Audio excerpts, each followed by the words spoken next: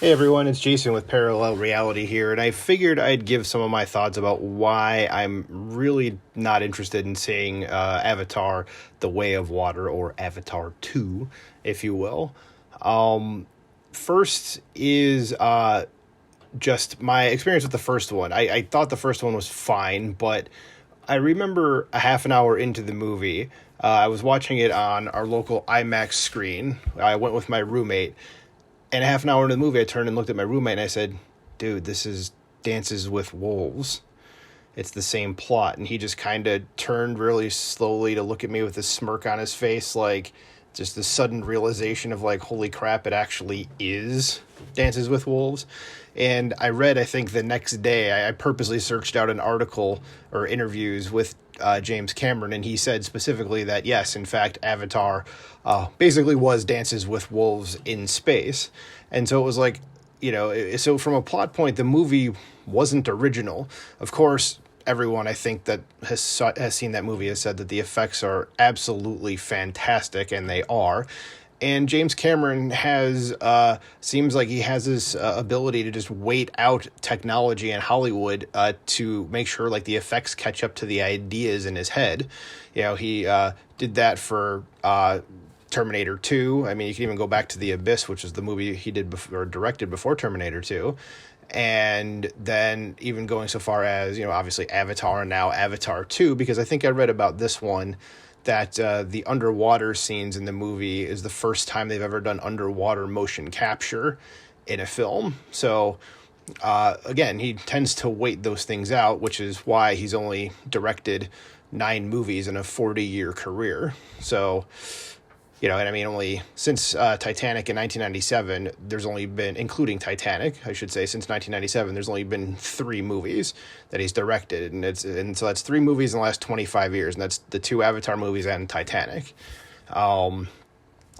So just from a perspective of watching the movie, I thought it was fine. The effects were phenomenal. It certainly took you into this really cool looking world, and especially seeing it in 3D. Again, it was just an experience to see it that way. And I think the 3D was a huge draw for people because the 3D was different than any other 3D you'd seen in a movie since then. All the other 3D stuff that I've seen, and I've seen a lot of movies, but 3D tended to be more of a gimmick thing at that point. And in Avatar, they built kind of this world around the fact that it was in 3D. And again, looked fantastic, had every right to earn the accolades that it did. But again, from a plot standpoint, it wasn't anything that you hadn't seen in many other movies and many other movies that, in my opinion, at least from a writing standpoint, were done better, such as Dances with Wolves, which I will freely admit here is probably in my personal top 10 of my favorite movies of all time. I've heard other people compare it to Ferngully, to Pocahontas. I'm going to stick with the Dances with Wolves, though, because it quite literally is the same plot. It's, the outsider becoming enamored with a native culture that he's supposed to be studying to a degree, I guess, using just that word in general for both Kevin Costner's character in Dances with Wolves and the Jake Sully character in Avatar, and then becoming so enamored of the culture that they essentially, if in the parlance of the time, would go native and essentially turn on the original or where they came from, like Jake Sully turning against humans and Kevin Costner turning against the United States, as it were, and becoming one with the Sioux. So again, this has been done before. So Avatar 2 comes out. I see the previews for it. Again, looks fantastic effects-wise. But what's the story that I'm coming to see? I mean, I wasn't interested hugely in the first one because it seemed like it was kind of a full story. Again, Dances with Wolves didn't need to have a sequel, though I think there actually is a book sequel to it. I could be wrong about that. By all means, correct me if I'm wrong. And I'm not going to look it up right now while I'm recording this. But just I didn't see the point of there needing to be. But, James Cameron probably said to himself, I have more ideas for this world. I want to go ahead and do it. And so, okay, fine. Go ahead and do that. But I just personally, for myself, there was nothing from the first one that made me go, this this is why I need to see the movie.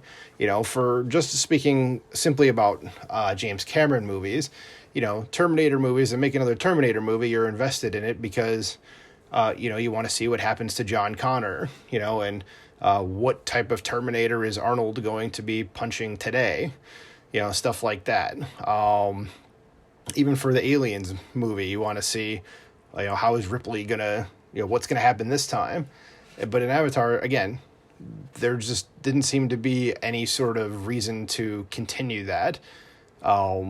So yeah, I don't get the fascination with it. I understand from just a plain old regular, I want to go see a cool looking movie standpoint, someone may want to go see it, but just this fawning over it, and everything seems to be way out of proportion to what the film actually is. So those are just my thoughts. Just wanted to put that out there.